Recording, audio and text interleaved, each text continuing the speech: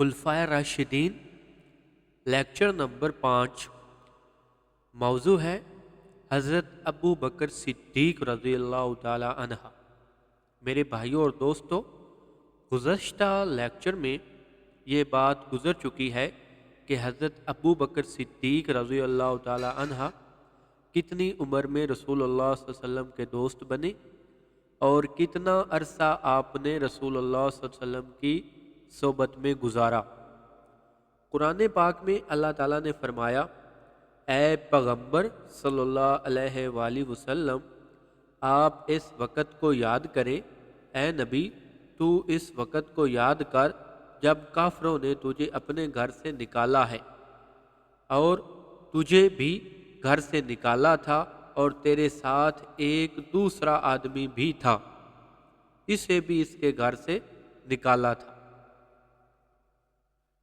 ثانی کا جو لفظ ہے اس سے مراد حضرت ابو بکر صدیق رضی اللہ تعالی عنہ ہے، اور حضرت ابو بکر صدیق رضی اللہ تعالی عنہ ہر ایک اعتبار سے ثانی ہے۔ یہ بات بھی یاد رکھیں، قرآن پاک نے سیدنا صدیق اکبر رضی اللہ تعالی عنہ کو ثانی کہا، اور ثانی عربی زبان کا لفظ ہے، اول اور ثانی پہلا اور دوسرا، تو یہاں قرآن نے حضرت ابو بکر صدیق رضی اللہ تعالی عنہ کو ثانی کہا ہے۔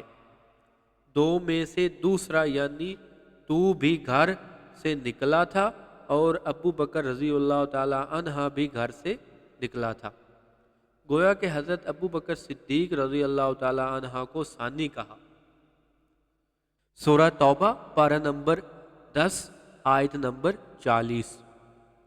علماء نے یہاں ایک نکتہ لکھا ہے، ابو بکر صدیق رضی اللہ تعالی عنہ ہر معاملے میں ثانی ہیں، اول نہیں ہیں۔ آپ تو کہتے ہیں کہ اول خلیفہ خلافت اپنی جگہ، لیکن ابو بکر رضی اللہ تعالی عنہ ایمان لانے والے اول نہیں ہیں، ایمان لانے میں بھی ثانی ہیں۔ اول حضور صلی اللہ علیہ وسلم کی ذات ہے۔ حضور صلی اللہ علیہ وآلہ وسلم نے سب سے پہلے اللہ کا کلمہ پڑھا، تو جب حضور صلی اللہ علیہ وآلہ وسلم نے سب سے پہلے کلمہ پڑھا تو دوسرے نمبر پر کلمہ ابو بکر رضی اللہ تعالی عنہ نے پڑھا، تو ابو بکر رضی اللہ تعالی عنہ ایمان لانے میں بھی ثانی ہیں۔ تو یہاں قرآن نے حضرت ابو بکر رضی اللہ تعالی عنہ کو غار میں ثانی کہا ہے، کیونکہ غار میں پہلا نمبر حضور صلی اللہ علیہ وآلہ وسلم کا اور دوسرا حضرت ابو بکر صدیق رضی اللہ تعالی عنہ کا، تو گویا کہ ثانی ہوئے۔ علماء کہتے ہیں کہ حضرت ابو بکر صدیق رضی اللہ تعالی عنہ ہر بات میں ثانی ہیں۔ غار میں پہلے حضرت امام الانبیاء آئے، پھر ابو بکر آئے تو ثانی ہوئے۔ مزار میں پہلے حضور صلی اللہ علیہ وآلہ وسلم آئے، پھر ابو بکر رضی اللہ تعالی عنہ آئے، تو مزار میں بھی 1400 سال ہو گئے۔ آج تک حضور صلی اللہ علیہ وآلہ وسلم پہلے قبر میں اترے، بعد میں صدیق اکبر اترے، تو گویا حضرت ابو بکر رضی اللہ تعالی عنہ نبی کے ثانی ہیں، ہر اعتبار سے ثانی ہیں۔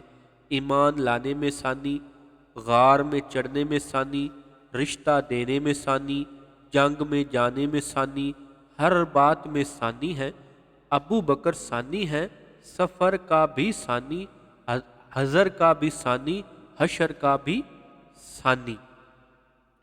جب سب سے پہلے قبر شق کی جائے گی تو سب سے پہلے حضور صلی اللہ علیہ وآلہ وسلم فرماتے ہیں کہ میں قبر سے اٹھوں گا، پھر ابو بکر اٹھیں گے، تو گویا کہ غار میں بھی ابو بکر کا دوسرا نمبر، مزار میں بھی ابو بکر کا دوسرا نمبر، جب قیامت کے دن اٹھیں گے تو دوسرا نمبر، اور حشر میں بھی دوسرا نمبر، اور مقام محمود پر بھی دوسرا نمبر، یہاں ایمان لانے میں بھی دوسرا نمبر، رشتہ داروں میں بھی دوسرا نمبر، اور جنگوں میں بھی دوسرا نمبر، صلح کرنے میں بھی دوسرا نمبر، اور رقابت میں بھی دوسرا نمبر پہلے دوستی نبی صلی اللہ علیہ وآلہ وسلم نے نبھائی، پھر صدیق رضی اللہ تعالی عنہ نے نبھائی۔ گویا کہ ہر بات میں صدیق رضی اللہ تعالی عنہ ثانی ہے۔ اس لیے قرآن نے کہا وہ جو نبی کے ساتھ دوسرا تھا۔ یہاں ایک بات ہے، قرآن پاک کا ایک لفظ یاد رکھیں۔ قرآن نے کہا کہ جب کافروں نے نکالا تھا حضور صلی اللہ علیہ وآلہ وسلم کو اور حضور صلی اللہ علیہ وآلہ وسلم کے ساتھی کو، جب وہ دونوں غار میں گئے۔ قرآن پاک نے اس واقعہ ہجرت کا جو ذکر کیا ہے، آج میں تفصیل کے ساتھ اس پر روشنی ڈالنا چاہتا ہوں۔ واقعہ ہجرت کیا ہے، ہجرت کس کو کہتے ہیں، اور ہجرت میں سب سے پہلا نمبر نبی صلی اللہ علیہ وآلہ وسلم کے بعد صدیق رضی اللہ تعالی عنہ کا ہے، ورنہ کائنات میں ہر جگہ پر ان کا دوسرا نمبر ہے۔ نبی صلی اللہ علیہ وآلہ وسلم نے ہجرت کی، ساتھ صدیق نے ہجرت کی، لیکن نبی صلی اللہ علیہ وآلہ وسلم کے بعد ابو بکر کا پہلا نمبر ہوگا۔ یہاں آیت کا ترجمہ آپ سمجھ لیں تاکہ بات ذہن میں اتر جائے۔ قرآن پاک کی آیت کا ترجمہ ہے، جب اے پیغمبر صلی اللہ علیہ وآلہ وسلم تجھے اور تیرے ساتھی کو نکالا تھا کافروں نے، جب تم دونوں غار میں تھے، تم اور تیرا ساتھی غار میں تھے، پھر کیا ہوا تھا؟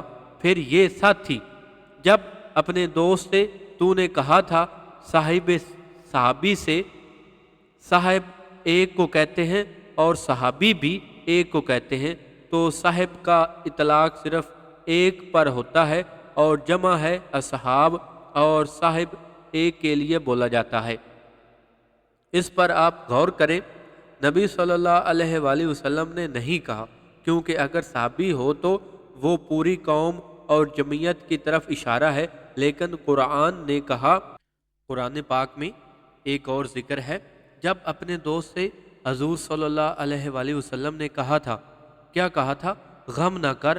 جب کفار غار کے دہانے پر آ گئے تھے تو وہ صاحب پریشان ہو گیا تھا کہ ان کی ٹانگیں غار کے نیچے سے نظر آ رہی تھی، تو حضرت ابو بکر صدیق رضی اللہ تعالی عنہ نے دیکھ کر پریشانی کا اظہار کیا۔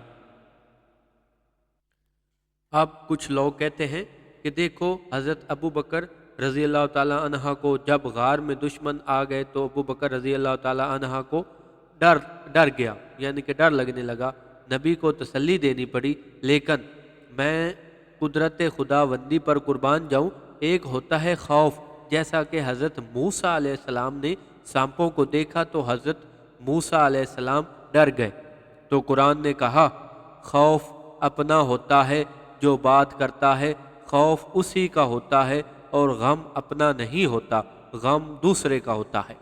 تو قرآن نے موسیٰ علیہ السلام سے کہا ڈرنا نہیں۔ حضرت موسیٰ علیہ السلام کو ڈر تھا، اپنا اس لیے فرمایا۔ اب حضور صلی اللہ علیہ وآلہ وسلم نے حضرت ابو بکر رضی اللہ تعالی عنہ سے یہ نہیں فرمایا ڈرنا نہیں، کیوں؟ اگر ڈر صدیق کو اپنا ہوتا تو پھر حضور صلی اللہ علیہ وآلہ وسلم ان کو کہتے کہ ڈرنا نہیں۔ حضرت ابو بکر صدیق رضی اللہ تعالی عنہ کو تو حضور صلی اللہ علیہ وآلہ وسلم کا غم تھا، تو غم ہوتا ہی دوسرے کا ہے، اس لیے قرآن نے کہا ابو بکر میرا غم نہ کر، خوف اپنا ہوتا ہے اور غم دوسرے کا ہوتا ہے۔ یہاں ایک اور نکتہ علماء نے لکھا، اس پر آپ غور فرمائیں، بڑی عجیب غریب نقل کی ہے۔ وہ کہتے ہیں کہ جب حضرت موسیٰ علیہ السلام جا رہے تھے اور پیچھے فرعون کی فوجیں تھیں، آگے دریا کی موجیں تھیں، تو خطرہ پیدا ہو گیا، تو راستے میں قوم نے پوچھا موسیٰ علیہ السلام سے کہ اب کیا ہوگا؟ تو موسیٰ نے آگے سے کہا میرا رب میرے ساتھ ہے اور وہ ان قریب مجھے سیدھے راستے پر چلا دے گا۔ تو موسیٰ علیہ السلام نے فرمایا میرا رب میرے ساتھ ہے، حالانکہ قوم بھی ساتھ ہے۔ تو کہنا کیا چاہتے تھا؟ ہمارے ساتھ رب ہے، تو قرآن نے یہ نہیں کہا بلکہ یہ کہا میرا اللہ میرے ساتھ ہے۔ موسیٰ علیہ السلام نے اپنے ساتھ جماعت کو نہیں ملایا، لیکن جب حضرت ابو بکر صدیق رضی اللہ تعالی عنہ کو غم ہوا تو حضور صلی اللہ علیہ وآلہ وسلم نے کیا جواب دیا؟ میں فرمایا غم نہ کر، خدا ہمارے ساتھ ہے، ہمارے ساتھ ہے، یہ قرآن میں ہے۔ اور یہاں سے معلوم ہوا کہ موسیٰ علیہ السلام کو اپنی قوم کا فکر نہیں تھا، اس لیے انہوں نے قوم کو ساتھ ملایا ہی نہیں، اس لیے فرمایا میرا رب میرے ساتھ ہے۔ لیکن حضرت ابو بکر صدیق رضی اللہ تعالی عنہ حضور صلی اللہ علیہ وآلہ وسلم کے رفیق تھے۔ جب حضرت ابو بکر صدیق رضی اللہ تعالی عنہ نے حضور صلی اللہ علیہ وآلہ وسلم کا غم کیا تو رسول اللہ صلی اللہ علیہ وآلہ وسلم نے یہ نہیں فرمایا کہ میرے ساتھ خدا ہے، فرمایا ابو بکر خدا میرے بھی ساتھ ہے اور تیرے بھی ساتھ ہے۔ تو یہ باریک نکتہ ہے حضرت ابو بکر صدیق رضی اللہ تعالی عنہ کی صداقت، عظمت پر۔ اس کے آگے اللہ تعالیٰ نے فرمایا اللہ تعالیٰ نے سکون اتارا، یعنی دشمن تو اوپر آ چکا ہے اور نیچے غار میں ابو بکر رضی اللہ تعالی عنہ اور نبوت ہے، اور جناب دشمن ابھی قتل کر دے گا، یہ خطرہ تھا۔ لیکن قرآن کیا کہتا ہے؟ غار میں بیٹھے ہوئے نبی صلی اللہ علیہ وآلہ وسلم اور ابو بکر رضی اللہ تعالی عنہ کو ہم نے سکون دیا اور فرشتوں کا ایک لشکر غار پر پہرے دار بنا دیا، ایسا لشکر جس کو نبی صلی اللہ علیہ وآلہ وسلم نہیں دیکھ سکتے تھے، ابو بکر نہیں دیکھ سکتے تھے، اور قرآن کہتا ہے کہ اللہ تعالیٰ نے وہ لشکر بھی اور ابو بکر کی حفاظت کے لیے بھیجا۔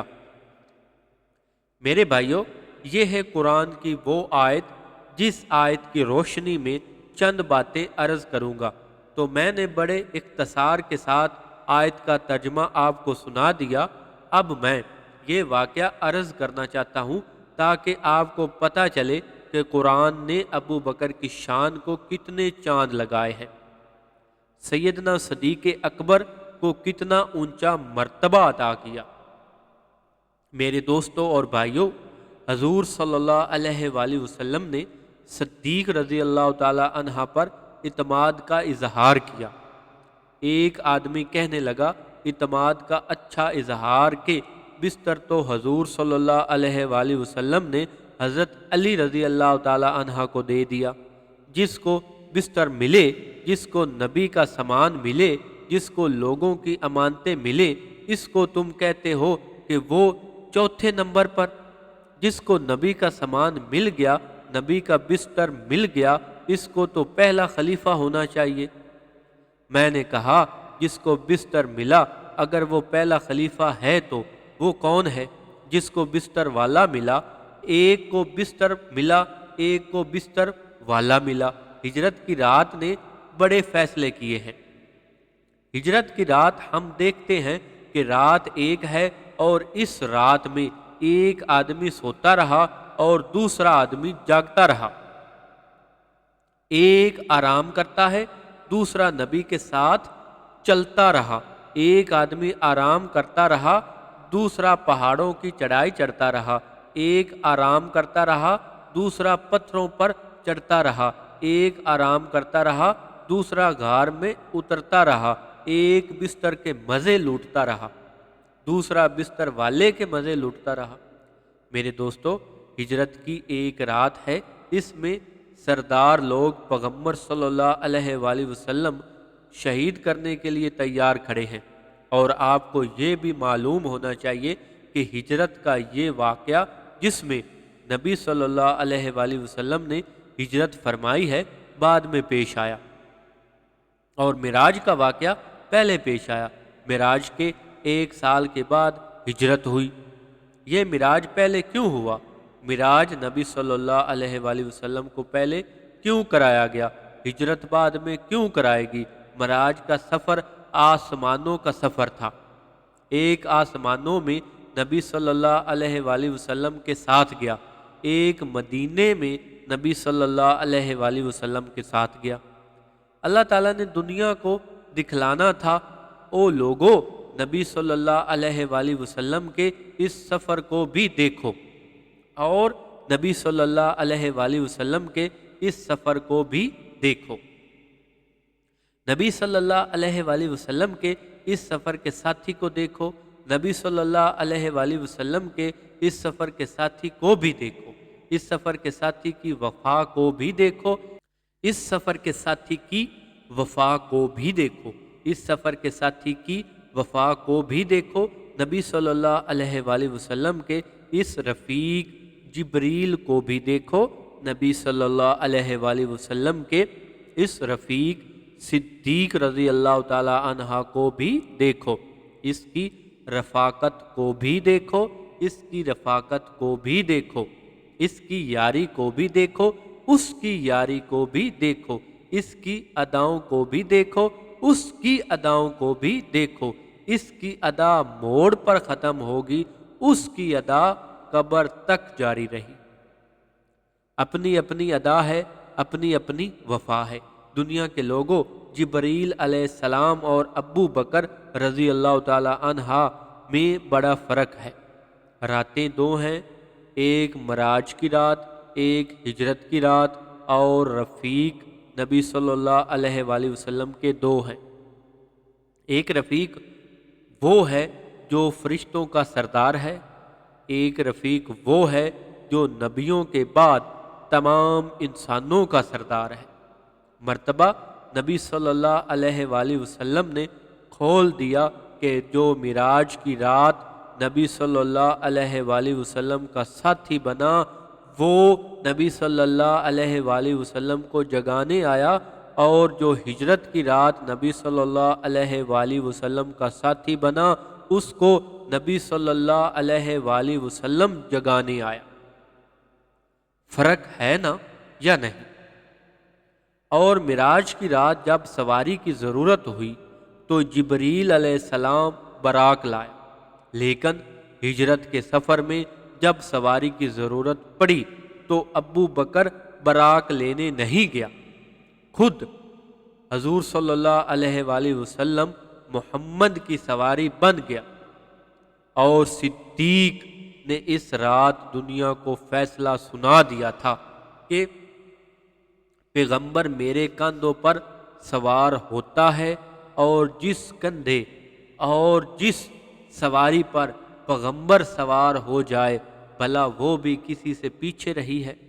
لوگوں، سواروں کے فیصلے تو نبی صلی اللہ علیہ وآلہ وسلم نے بچپن میں کر دیے تھے۔ جب مائی حلیمہ کی سواری پر نبی صلی اللہ علیہ وآلہ وسلم سوار ہوتا ہے، وہ سواری پیچھے نہیں رہا کرتی۔ نبی صلی اللہ علیہ وآلہ وسلم صدیق کے کندھوں پر سوار ہوتا ہے، اور صدیق بھی سب سے آگے نکل گیا۔ راتیں دو ہیں، رفیق دو ہیں، وفائیں دو ہیں، ادائیں دو ہیں، الفت کی ہے دو۔ ایک موڑ کی یاری ہوتی ہے، ایک توڑ کی یاری ہوتی ہے۔ سید عطا اللہ شاہ بخاری رحمۃ اللہ کہتے ہیں کہ موڑ پر جبریل علیہ السلام پہنچا تو موڑ پر کہاں کے ایک پر بھی اوپر اٹھتا ہوں تو اللہ کی تجلی میرے پروں کو جلا دیتی ہے۔ یعنی جبریل علیہ السلام ایسا ساتھی ہے کہ موڑ پر اپنے پروں کو بچانے کے لیے پیچھے ہٹ گیا۔ حضرت سید عطا اللہ شاہ بخاری رحمۃ اللہ علیہ فرماتے ہیں کہ اس وقت اس جگہ ہوتا صدیق نبی کے ساتھ، اس کے پر نہیں جسم بھی جل جاتا تو محمد کا ساتھ کبھی نہ چھوڑتا۔ یہ صدیق کی وفا تھی۔ میرے دوستو، صدیق نے یاری نبی سے نبھائی ہے، اور اس ہجرت کے رفیق کی وفاؤں کو دیکھو۔ جبریل تو موڑ پر نبی کا ساتھ چھوڑ گیا اور نبی کو تنہا چھوڑ دیا، لیکن صدیق نے تو نبی کو کبھی تنہا نہ چھوڑا۔ دیکھو لوگو، صدیق نبی کو کیسے تنہا چھوڑتا؟ پیغمبر مکہ کی گلیوں میں صدیق نبی کے ساتھ ہے، پتھر کھا رہا ہے، صدیق نبی کے ساتھ ہے، نبی کا چہرہ زخمی ہے، صدیق نبی کے ساتھ ہے، پہاڑ کی چوٹی پر ہے، صدیق نبی کے ساتھ ہے، نبی غار میں اترتا ہے، صدیق نبی کے ساتھ ہے، پیغمبر ام محبت کے خیمہ میں جاتا ہے، صدیق نبی کے ساتھ ہے، نبی صلی اللہ علیہ وآلہ وسلم دودھ دوہتا ہے، صدیق نبی کے ساتھ ہے، پیغمبر سواری پر سوار ہے، صدیق نبی کے ساتھ ہے، پیغمبر ابو ایوب کی جھونپڑی میں ہے، صدیق نبی کے ساتھ، نبی صلی اللہ علیہ وآلہ وسلم بدر میں، صدیق بدر میں، نبی صلی اللہ علیہ وآلہ وسلم احد میں، صدیق احد میں، احد میں نبی صلی اللہ علیہ وآلہ وسلم، خیبر میں صدیق، خیبر میں نبی، خندق میں صدیق، خندق میں نبی، تبوک میں صدیق، تبوک میں نبی، صلح حدیبیہ میں صدیق، صلح حدیبیہ میں پیغمبر، فتح مکہ میں صدیق، فتح مکہ میں نبی،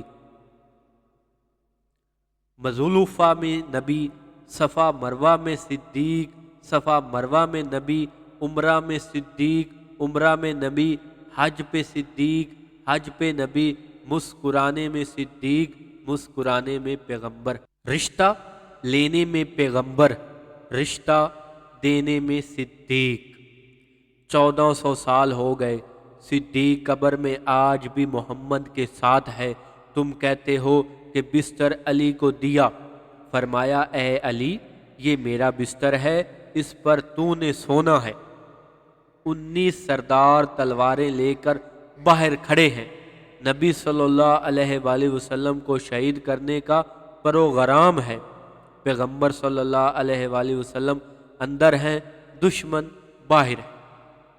ایک بات ذہن میں رکھیں، حضرت علی رضی اللہ تعالی عنہ کو نبی نے اپنے بستر پر لٹایا، نبی صلی اللہ علیہ وآلہ وسلم کے شعبہ میں حضرت علی رضی اللہ تعالیٰ عنہ کو شہید بھی کیا جا سکتا تھا، ٹھیک ہے نا؟ اگر علی نے نبی کے بعد پہلا خلیفہ بننا ہوتا تو جس کو شہید کیے جانے کا شبہ تھا، اس کو نبی صلی اللہ علیہ وآلہ وسلم شبہ میں شہید کیے جانے کے لیے سلا کر جاتے کہ میرے شبہ میں بے شک شہید کر دیے جائیں، اور جس نے خلیفہ بعد میں بننا تھا اس کو نبی مکہ میں چھوڑ نہیں گئے بلکہ ساتھ لے گئے تاکہ میرے ساتھ رہے۔ میرے دوستو، حضور صلی اللہ علیہ وآلہ وسلم نے فرمایا میرے بستر پہ لیٹ جاؤ علی، تو حضرت علی رضی اللہ تعالی عنہ حضور صلی اللہ علیہ وآلہ وسلم کے بستر پر لیٹ گئے، آگے سے کوئی سوال نہیں کیا۔ اللہ کی مشیت میں یہ بات تھی کہ علی رضی اللہ تعالی عنہ بستر پر لیٹ جائیں اور نبی صلی اللہ علیہ وآلہ وسلم اکیلا ہی گزر جائے، کیونکہ اللہ کو پتا تھا کہ اگر آج کی رات علی نبی کے ساتھ ہوا تو 14ویں صدی کا ملنگ یہ کہتا کہ علی نبی کا مشکل کشا تھا، جبھی تو علی نے مشرکوں کا مقابلہ کر کے نبی صلی اللہ علیہ وآلہ وسلم کو تلواروں سے بچایا تھا۔ یہ فیصلہ بھی اللہ تعالیٰ نے ہجرت کی رات حل کر دیا، اے نبی حضرت علی رضی اللہ تعالیٰ عنہ کو بستر پر سلا دو اور خود تلواروں کے نیچے سے گزر جاؤ تاکہ 14ویں صدی کے ذاکر ملنگ کو پتہ چل جائے کہ مشکل کشا نہ علی رضی اللہ تعالیٰ عنہ ہے نہ نبی ہیں، بلکہ مشکل کشا وہ اللہ ہے جو علی کو بستر پر سلا کر بچاتا ہے اور نبی کو دشمنوں کی تلوار کے نیچے سے بچاتا ہے۔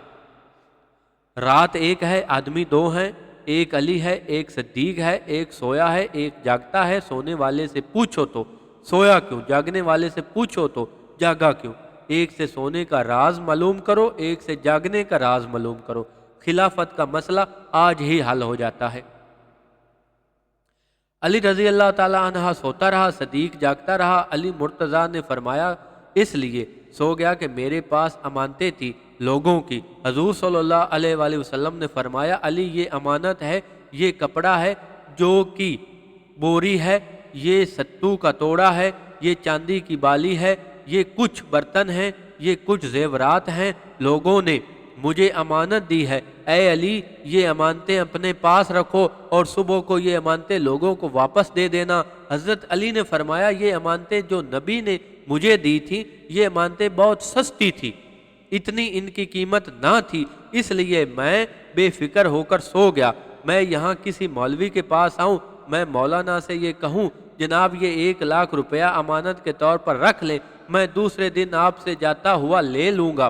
مولانا فرمائیں گے جناب اتنی بڑی رقم میں کبھی گھر میں نہیں رکھ سکتا، اور جب میں یہ امانت ان کو زور دے کر دے دوں تو یہ امانت اپنے گھر لے جائیں گے اور گھر کے اندر پیٹی کھول کر اس کے نیچے برتن اٹھا کر اس کے نیچے پیسے رکھیں گے، پھر برتن رکھیں گے، پھر پیٹی کو بند کر کے اس کو تالا لگائیں گے، پھر بھی نہ ان کو نیند آئے، نہ ان کی گھر والوں کو کوئی اس لیے کہ امانت بڑی مہنگی ہوتی ہے تو نیند نہیں آیا کرتی۔